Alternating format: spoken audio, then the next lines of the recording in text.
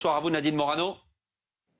Bonsoir. Merci d'être en direct avec nous, député européen et républicain. Nadine Morano, une première question très simple. Est-ce que ce soir la France avait réellement le choix? Pouvait-elle décemment, humainement, refuser d'accueillir ce bateau? Monsieur Switek, d'abord je voudrais vous dire que depuis 2014, 24 000 personnes ont perdu la vie en Méditerranée. 24 000. Depuis le mois de janvier de cette année, 1700 personnes ont perdu la vie en Méditerranée. Et les États africains, l'Union africaine, regardent ailleurs et s'en lavent les mains. Et je trouve ça profondément indigne de dignité, en fait. Parce que on parle d'humanité, mais est-ce que les États africains font preuve d'humanité face à ces catastrophes? Non. Et franchement, je déplore que pendant 10-15 jours, la France n'ait rien fait d'autre que d'avoir des relations avec ses partenaires européens et pas avec ses interlocuteurs que devrait être la Tunisie, le président de l'Union africaine, et on en arrive à une situation qui est devenue intenable parce que voilà, comme vous avez dit. Plusieurs choses, plusieurs remarques après ce que vous venez de dire. Vous parlez des États africains à bord du bateau. Parmi les 230 migrants qui vont arriver demain, vous avez des Érythréens, vous avez des gens qui arrivent du Bangladesh, vous avez des gens qui arrivent du Pakistan, etc., qui n'ont pas grand-chose à voir avec l'Afrique et qui n'ont pas envie d'aller en Afrique. De fait, et on le répète, ils ont envie de venir en Europe, ça c'est un fait. Et puis la deuxième chose, vous n'avez pas répondu à ma question. Ce bateau-là, est-ce que la France avait un autre choix, vu ce qui s'est passé ces dernières heures et ces derniers jours, que de l'accueillir? On arrive à une situation qui devient critique. Mais moi, je pense qu'il y aurait fallu envoyer un bateau avec des soignants, avec des vivres, pour ne pas céder aux passeurs. Le problème, c'est que vous me donnez les nationalités. Les Érythréens, c'est l'Afrique, hein, je vous rappelle. Hein. Ensuite, moi, je ne sais pas exactement de quelle nationalité sont composés ceux qui sont sur ces bateaux. Ils sont venus volontairement, mais illégalement. Personne ne les a poussés à venir sur ces bateaux. Ils payent des passeurs et vous savez très bien que Frontex, l'agence qui surveille nos frontières extérieures, a dénoncé depuis des années ce qui se passe avec les ONG qui récupèrent ces bateaux au plus près des côtes libyennes, donc dans les eaux territoriales de la Libye. Je vous rappelle que la Commission européenne a financé la formation de gardes-côtes libyens, a financé du matériel, des téléphones satellitaires, et donc on se retrouve avec des personnes qui arrivent illégalement vers chez nous au risque de leur vie. Et encore une fois, le travail n'est pas fait correctement de la part des autorités françaises, puisque on se trouve maintenant acculé à dire qu'est-ce qu'on fait de ce bateau, et pas une fois, j'ai écouté Monsieur Darmanin sur TF1, et on va l'entendre dans une seconde. Pas une fois, j'entends mettre en responsabilité l'Union africaine, mais pas une fois. Alors les Européens sont inhumains, les Africains tournent la tête, mais personne ne dit rien. Et moi, je trouve ça profondément scandaleux. Parce que si ce bateau avait été intercepté correctement par les gardes-côtes, ils auraient dû être ramenés, ces bateaux, vers la Tunisie. Pourquoi ne sont-ils pas ramenés vers la côte la plus proche, vers le port le plus sûr, qui est le port le plus proche, c'était la Tunisie. Donc, à un moment... stop, parce que si on ne casse pas le business model qui est organisé par les passeurs, si à un moment on arrive à casser ça, on n'aura plus tous ces drames humains. Nadine Morano, je vous coupe, il faut qu'on fasse circuler la parole évidemment, il faut qu'on fasse circuler la parole, et quand je parlais tout à l'heure des pays hors Afrique, je parlais évidemment du Bangladesh et du Pakistan, je ferme la parenthèse.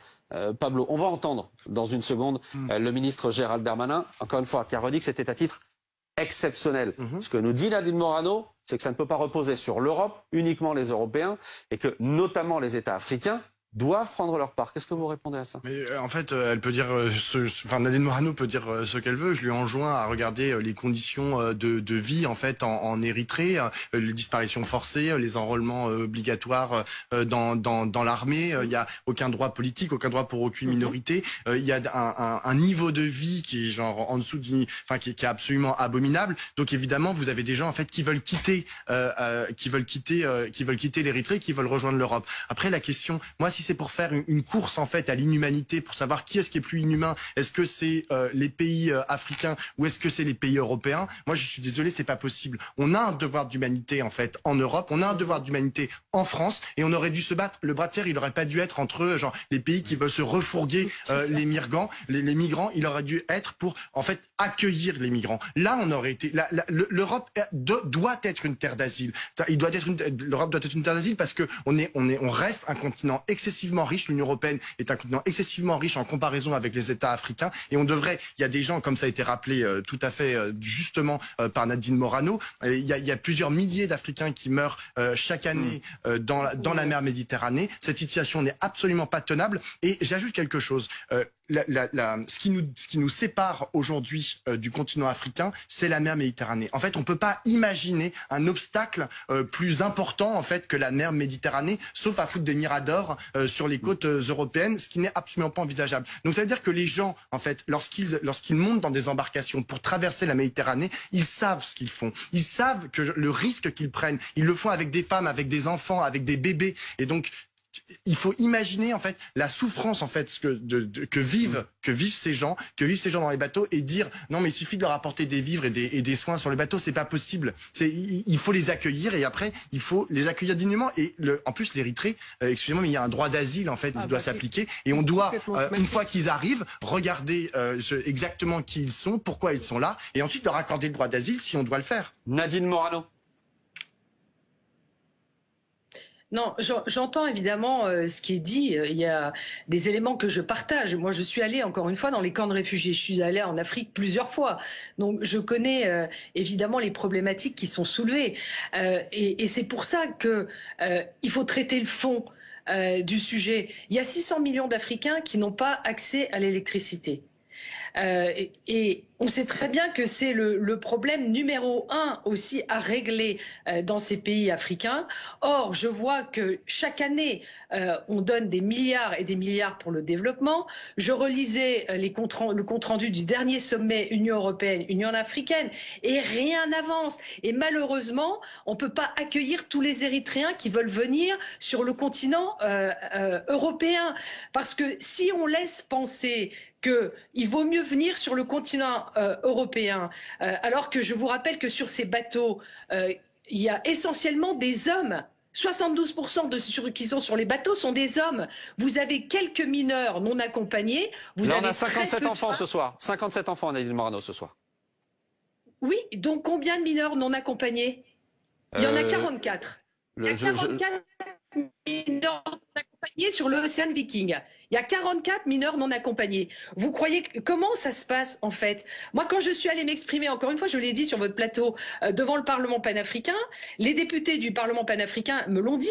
Ils m'ont dit c'est de votre faute, vous régularisez en France. Donc on se cotise pour faire partir, notamment en Afrique subsaharienne, les garçons. Voilà, c'est ça. Donc on entretient en fait des drames humains plutôt que de mettre notre énergie, nos moyens à lutter contre cette immigration illégale et à développer correctement ces pays africains. Si on continue comme ça... On va écouter ce soir Gérald Darmanin. On va écouter ce soir le ministre de l'Intérieur qui était sur TF1. Juste une précision, Marine Le Pen dénonçait cet après-midi un signal dramatique de laxisme en acceptant ce bateau, le symbole d'une immigration massive anarchique, c'est ce que dit la présidente du groupe RN à l'Assemblée. Le ministre de l'Intérieur lui a répondu ce soir en 20h de TF1, mais d'une certaine manière, il vous répond aussi, écoutez-le. Mais qu'aurait voulu Madame Le Pen? Qu'on laisse mourir des enfants à bord de ce bateau à quelques mètres de notre port, alors que ça fait des jours et des nuits que le président de la République, que le gouvernement essaie de convaincre les autorités italiennes d'accepter le droit international, tout simplement le droit de la mer, qui veut qu'un navire, lorsqu'il est en détresse, doit aller au port le plus proche. Je vous redonne la parole dans une seconde, Antonin André. Oui, il y a une énorme hypocrisie dans tout ce débat, parce qu'effectivement c'est un problème éminemment complexe. Pablo dit qu'il faut que l'Europe accueille, et elle peut accueillir. En fait, c'est quand même politiquement un problème assez sensible. Les Européens se bousculent pas pour accueillir ces migrants, pas plus la France que les autres. Donc on voit bien que c'est un sujet politique sur lequel les populistes aujourd'hui font leur beurre, et qu'en face, il n'y a pas de solution miracle, parce que les États africains, en l'occurrence la Tunisie et la Libye, ne sont pas des États qui sont des États destinataires. Et c'est vrai qu'il y a aussi un cynisme de la part des trafiquants qui, effectivement, savent que ces migrants vont être, d'une façon ou d'une autre, secourus. C'est-à-dire qu'il y a encore moins d'état d'âme à alimenter ce trafic sans arrêt. Et en fait, en réalité, ce problème-là aujourd'hui est complexe et insoluble. Évidemment, pas dans les solutions simplistes que dit Madame Morano en disant l'Union africaine. La Libye, c'est pas la Libye qui va accueillir ces gens-là. Et ces gens-là, de toute façon, même si vous les remettez en Libye, ils vont essayer de revenir. Donc le sujet est beaucoup plus complexe que ça. Personne, en réalité, aujourd'hui, n'a vraiment la solution. Et ça fait des années que ça traîne en Europe. Et il est dommage que les Européens, les démocrates européens, n'essaye pas quand même de le régler de façon rationnelle et raisonnée, parce que ça fait le jeu du populisme, évidemment, qui aujourd'hui s'en donne à cœur joie. Nadine Morano, je vous donne la parole. Oui, Monsieur Antonin André, avec vos remarques déplacées, là, mes solutions simplistes, contrairement à vous qui êtes assis derrière votre bureau, moi je suis allée dans les camps de réfugiés et je suis allée voir comment travaille Frontex, d'accord? Et donc, c'est pas des solutions simplistes du tout. Et allez discuter, inviter Monsieur Leggeri, qui était l'ancien directeur de Frontex, il vous expliquera un peu comment ça se passe devant les côtes libyennes. Et je suis désolée, même si ça vous dérange, c'est vous qui entretenez par vos paroles toujours déconnecté de la réalité, des possibilités de dire bah oui, il faut qu'ils viennent. J'ai pas dit ça, Madame Morano. J'ai dit que c'est un problème complexe. J'ai dit que c'est un problème complexe et qui ne se résume pas à juste renvoyer des bateaux au nord de l'Afrique. On réglera pas le problème de cette façon-là, Madame Morano. Ils reviendront, les gens. C'est pas des solutions simplistes. On a besoin de financer à hauteur de 200 milliards de dollars l'électrification du continent africain. Ça fait des années que je le dis. Et Monsieur Darmanin, plutôt que de donner des leçons de morale et d'humanité, devrait faire son travail. Ça fait 10 jours que ces bateaux sont en mer. Il aurait dû contacter Monsieur Macky Sall, le président de l'Union africaine, les autorités tunisiennes, pour casser ce dispositif qui engendre 24 000 morts depuis 2014. Vous me parlez d'enfants. Madame Morano, vous croyez qu'un simple coup de fil au président de l'Union africaine ou au président de la Tunisie aurait réglé le problème? C'est ça que vous nous dites? C'est ça qu'il fallait faire, en fait. Je ne parle pas d'un coup de fil. Je dis simplement que il doit y avoir, oui, moi je convoquerai un sommet Union européenne, Union africaine. Ces bateaux n'ont pas à venir sur le continent européen. La Méditerranée a 2 rives. Et donc, je ne comprends pas pourquoi sur vos plateaux, en permanence, vous êtes en train de mettre en cause les Européens, l'État français, l'État italien, sans jamais vous poser la question, alors que la Commission européenne, je le rappelle, a donné 455 millions d'euros à la Libye, qui pourrait et qui récupère d'ailleurs, parce que Frontex fait aussi son travail, et bien souvent Frontex est confronté avec ses gardes-côtes à des ONG qui ont été très souvent accusées de servir de bateau-taxi aux migrants et de servir justement de complicité aux passeurs. C'est tout ça qu'il faut casser. On va parler de cette accusation-là parce que ces ONG, elles ont des agréments, elles sont vérifiées légalement, elles ont des subventions. Mais attendez, on va reparler de ça dans un instant parce que cette accusation, elle revient régulièrement depuis ces derniers jours. On va en reparler. Je veux juste qu'on s'arrête sur l'Italie, sur nos relations avec l'Italie. Je reviens à vous dans une seconde. Nadine Morano, je rappelle qu'on est avec vous, Luisa Nani-Peri, journaliste italienne. On va entendre ce soir ce que dit Gérald Darmanin à l'Italie. La France est en colère, la France est dans un bras de fer avec l'Italie depuis des jours. Écoutez ce que dit Gérald Darmanin ce soir aux 20h de TF1. La gravité de la situation à bord, ça fait plus d'un jour qu'ils attendaient, était très importante. Il y a eu 4, vous avez vu déjà Eva San vers l'hôpital de Bastia, et 57 enfants, beaucoup de gens étaient très malades. L'Italie a été très inhumaine dans cette situation. Les autorités italiennes ont été par ailleurs non professionnelles. Elles ont laissé pendant 20 jours sans décision ce bateau, et il y aura évidemment un certain nombre de conséquences. Déjà 500 policiers français sont à la frontière italienne pour pouvoir mieux contrôler notre frontière, et on a refusé la relocalisation des 3500 migrants que nous devions à l'Italie. Alors il y a plusieurs choses, Luisa Nani-Peri. D'abord, comment est-ce qu'on réagit ce soir en Italie, du côté du gouvernement italien, sur le fait que les Français aient finalement accepté d'accueillir ce bateau? Il y a des réactions différentes. Le gouvernement italien ne réagit pas forcément comme tous les Italiens. Le gouvernement italien dit d'un côté, voilà, le coup de force a marché. On a fait, vous voyez, les Français finalement, ils ont ouvert leur port alors qu'ils ont toujours refusé de le faire. Donc c'est très bien. C'est la première fois qu'un bateau va accoster en France, un bateau d'une ONG comme ça va accoster en France avec des migrants. Mais est-ce que l'intention du gouvernement de Meloni et de Giorgia Meloni elle-même, c'est de réitérer ce qui vient de se passer. Et à partir de maintenant, de refuser ces bateaux. Ben, ça, on peut pas savoir. A priori, il disait qu'il fallait quand même garder cette ligne. En réalité, ce n'est pas forcément possible. C'est absolument... Si je ne m'abuse, dans le même temps, c'est pour ça qu'il faut se méfier. Vous dites c'est la première fois qu'un bateau accoste en France. Je ne crois pas que ce soit le cas. Je crois que l'Aquarius était déjà... En fait, c'est pas avec des migrants. L'Aquarius avait été... Non, en 2018, l'Aquarius a été envoyé à Valence. C'est pas forcément médiatisé. Mais ce que je veux dire, c'est que je pense que ça n'est pas forcément la première fois. De même qu'en Italie, il y a l'Ocean Viking, mais il y a d'autres bateaux qui, dans le même temps, ont accosté à Catane. Mais là, on parle des bateaux des ONG. Parce que alors, si on parle des bateaux des ONG, il faut aussi savoir que les bateaux des ONG ramènent le 10% des migrants. Mais il y a des migrants qui donc arrivent en Italie sans que ce soit... C'est le 80% des cas. C'est des migrants qui arrivent et qui n'ont pas été secourus par les ONG. Voilà. Ça c'est un fait, oui, carrément. Même qui sont sur des cargos qui viennent les secourir. Ben non, pas forcément. Ils arrivent avec des bateaux. 85% des migrants arrivent par leurs propres moyens. Avec des migrants à bord. Non, il n'y a pas que des cargos. Genre, il n'y a pas les bateaux des ONG. Il peut y avoir des bateaux des fortunes. Notamment, par exemple, ce matin, ça me fait un peu bizarre de parler d'enfants. Ce matin, il y a un bébé qui est arrivé, qui était mort. Avec un petit voilier, ils arrivaient de Tunisie parce qu'ils voulaient se faire soigner l'enfant en Europe. Donc voilà, non, en réalité, il y a des études qui certifient que le 80% des gens qui arrivent par la mer en Italie n'arrivent pas avec les ONG. Oui, on est même à 84 ou 85%. Nadine Morano, une chose, Gérald Darmanin dit ce soir... L'accord qui avait été passé avec l'Italie, la France devait récupérer sur son sol 3500 migrants d'ici l'été prochain. Gérald Darmanin dit tant que l'Italie s'assoit sur les accords en matière d'accueil de bateaux, eh ben nous on met un terme à cet accord-là, on suspend cet accord-là, on n'accueillera pas les migrants qu'on devait accueillir qui venaient d'Italie. Et deuxième chose, il explique que déjà ce soir, on a renforcé les contrôles à la frontière avec l'Italie. Est-ce que là vous dites le gouvernement français a raison de maintenir ce bras de fer avec les Italiens? Non, je trouve que franchement, je comprends ce qui se passe du côté italien et au départ, Madame Meloni avait décidé de porter secours et d'accueillir sur son sol d'abord les femmes et les enfants et les personnes malades et voilà, bon, elle a été obligée d'accueillir ces deux bateaux. Maintenant, les Européens se trouvent dans des conflits à résoudre leurs problèmes face à quelque chose qui, encore une fois, parce que moi je vois ce que vous écrivez, vos bandeaux là, encore une fois, vous mettez en cause l'Europe et jamais vous mettez en cause l'Union africaine. C'est factuel. Gérald Darmanin fustige le comportement de l'Italie, c'est ce qu'on a tous entendu ce soir aux 20h de TF1, Nadine Morano. Oui.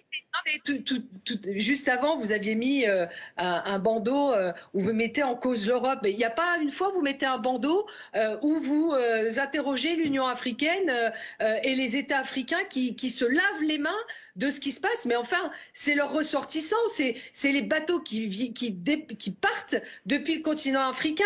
Vous avez des États avec des ports qui pourraient accueillir ces migrants et tout le monde s'en fiche, quoi. C'est quand même incroyable. Moi, j'entends les problématiques de pauvreté, les problématiques de non-accès à la santé, de non-accès à l'électricité, à l'éducation. Moi, je suis allée voir sur place, j'ai vu comment ça se passe. Donc, c'est ces problèmes-là qu'il faut traiter. Mais on ne les traitera pas, nous, tout seuls, Européens, en leur donnant des milliards et des milliards, sans que l'Afrique se bouge à s'occuper de ses compatriotes, de ses jeunes, de ses enfants qui meurent sur les bateaux et qui viennent de leur... Il y a aussi un problème urgent, évidemment, Nadine Morano, côté européen. Il y a un problème urgent. Une dernière question, Luzani Pieri, par rapport à ça. Il semble se dessiner, comment dire, un nouveau mécanisme européen. Il va falloir trouver un nouveau mécanisme européen, précisément pour ces migrants qui arrivent, surtout du côté de l'Italie. Que veut l'Italie aujourd'hui ? C'est une bonne question. Si le gouvernement voulait vraiment résoudre la question ils se comporteraient pas de cette façon-là, parce que très honnêtement, la réaction de la France, ça fait le jeu de l'extrême droite. Le gouvernement sur ça, l'immigration n'était pas la priorité des Italiens en ce moment. Hein. En plus, on n'est pas en 2018. On a eu deux années de crise, 3, voire plus. Là, j'ai un peu perdu là.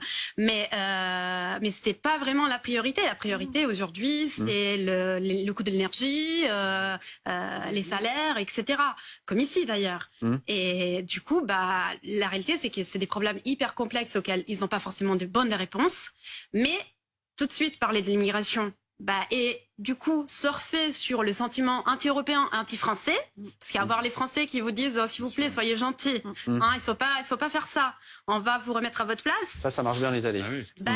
Ça va faire le jeu de l'extrême droite. J'ai encore une question, Nadine Morano, parce que vous avez mis en cause les ONG et les bateaux des ONG qui sont en Méditerranée. Vous n'êtes pas la seule. Jordan Bardella, tout à l'heure, disait la même chose. Il réclame une commission d'enquête du côté du Parlement européen. Attendez. Je vais vous donner la parole. J'explique juste ce qui se passe. Jordan Bardella dit la même chose. Et Gérald Darmanin, aujourd'hui, en tout cas le ministère de l'Intérieur français aujourd'hui, dit il va falloir trouver de nouvelles règles pour régir l'activité des bateaux des ONG qui se trouvent en Méditerranée. Mais typiquement, pour ce qui est de l'ONG SOS Méditerranée, quelle preuve avez-vous, Nadine Morano, d'une espèce de collusion que vous dénonciez entre ces ONG et les passeurs? Mais je vous rappelle que Frontex, je vous montre un article là. Migrants, Frontex critique l'action des ONG au large de la Libye. C'est Le Point qui avait fait cet article.